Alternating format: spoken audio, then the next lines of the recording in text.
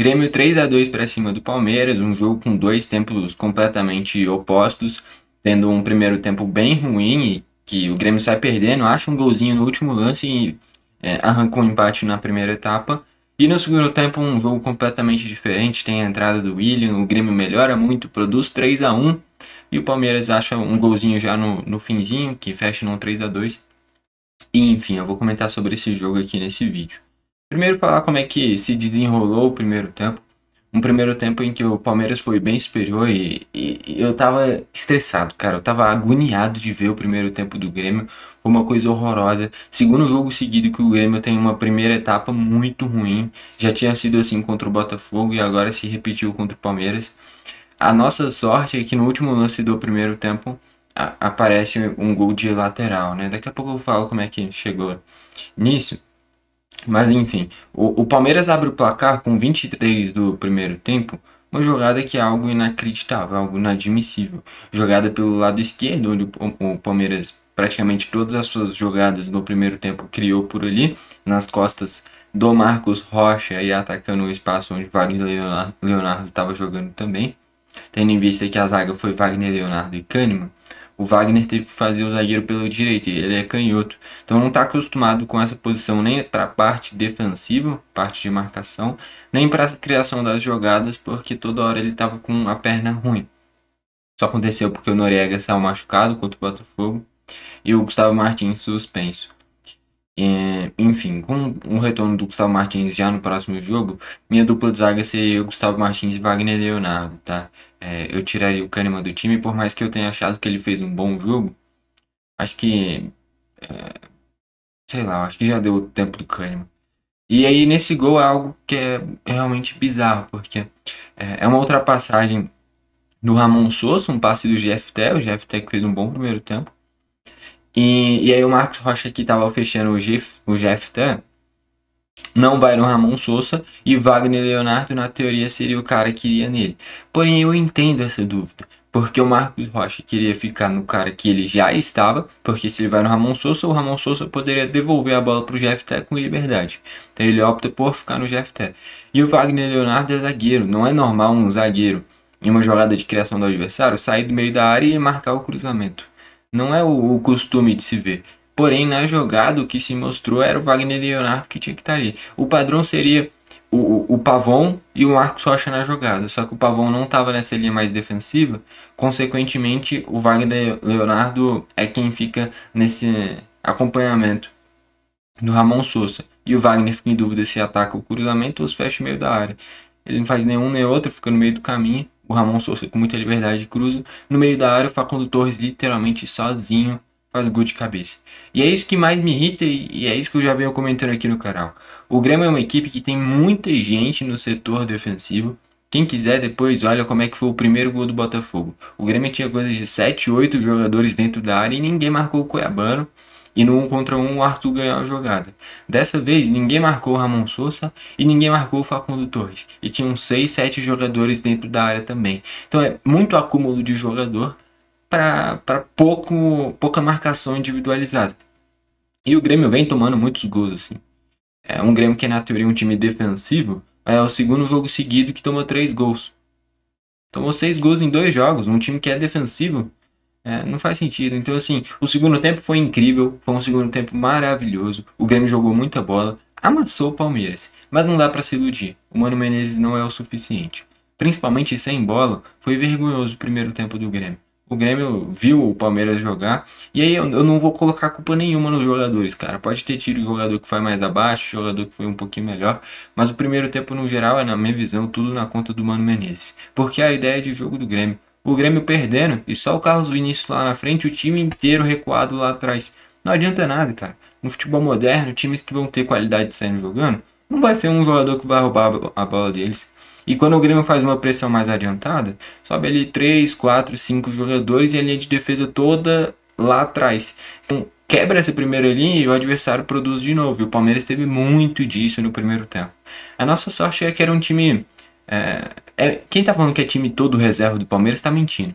Porque querer me falar que o Aníbal Moreno é reserva desse time, que o Ramon Sousa nunca vai ser titular desse time, é mentira, cara. O Aníbal Moreno quase sempre é titular nesse time.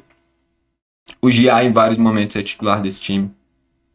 O Maurício em vários momentos é titular desse time. Felipe Anderson a mesma coisa. Ramon Sousa a mesma coisa.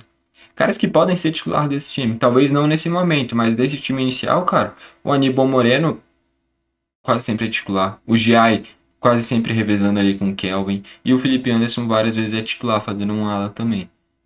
Então, assim, acaba que o Alan pegou essa posição, geralmente jogando pela ala direita, né? Mas caras que de fato têm totais condições de serem titulares desse time do Palmeiras e em vários momentos já foram. O próprio Maurício. Então, não dá pra falar que era um time todo reserva, até porque vieram do banco o Andrés Pereira e o Alan, né?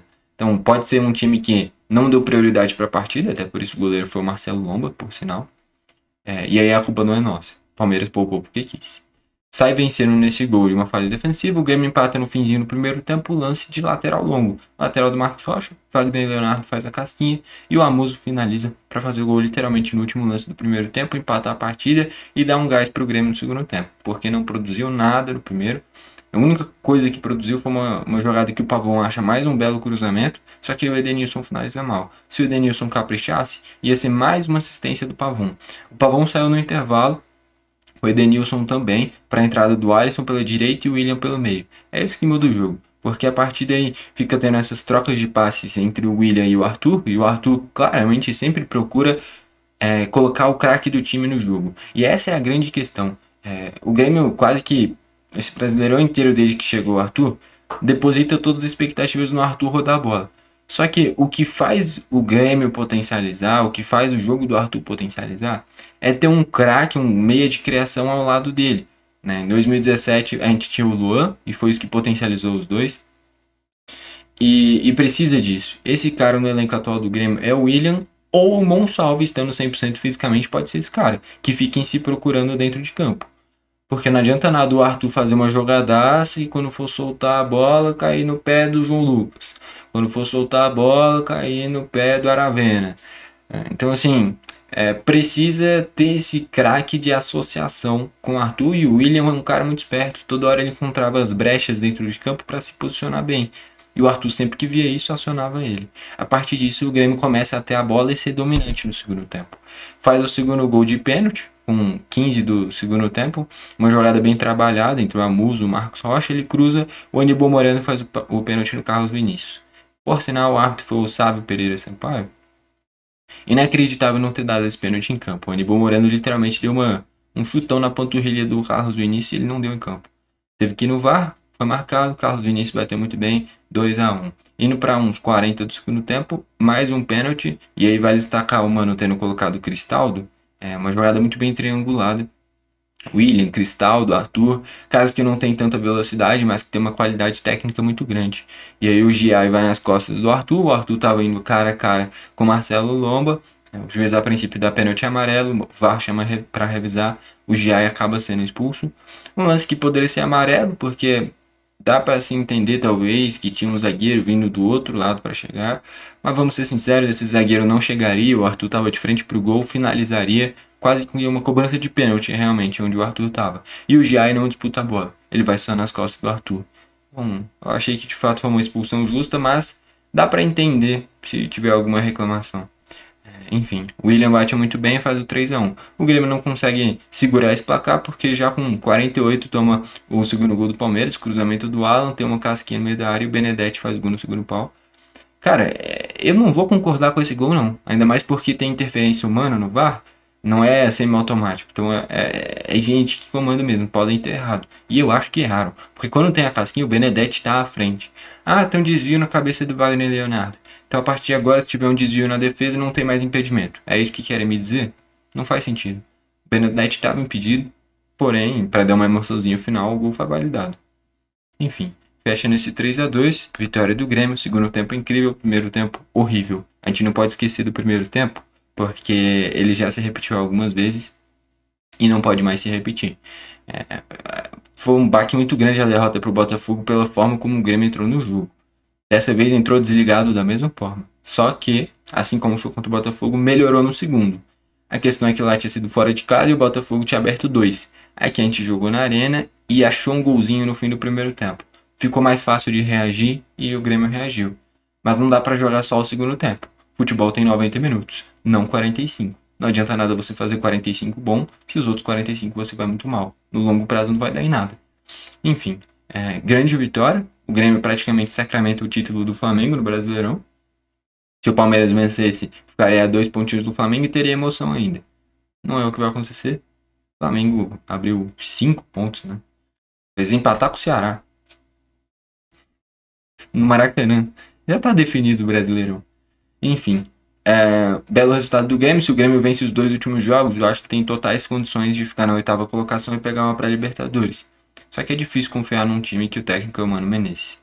Pro ano que vem tem que ser outro. Independente de se pegar pré-Libertadores ou não, o Mano é um cara muito defensivo e o Grêmio sem bola é uma vergonha. É um time defensivo que não defende. Aí não adianta nada. Então, não é porque fez um grande jogo no segundo tempo e venceu que tá tudo certo. Pro ano que vem, precisa de um cara que dê mais intensidade para esse time, que seja um time sem bola, que pressione. Você pode até ter menos a bola que o adversário, desde que sem bola você marque pressão, você pressione o adversário, e o Grêmio não faz isso. Aí faz o primeiro tempo medíocre como foi. Ainda bem que no segundo melhorou, é por isso que eu falei dessa vitória aqui do Grêmio.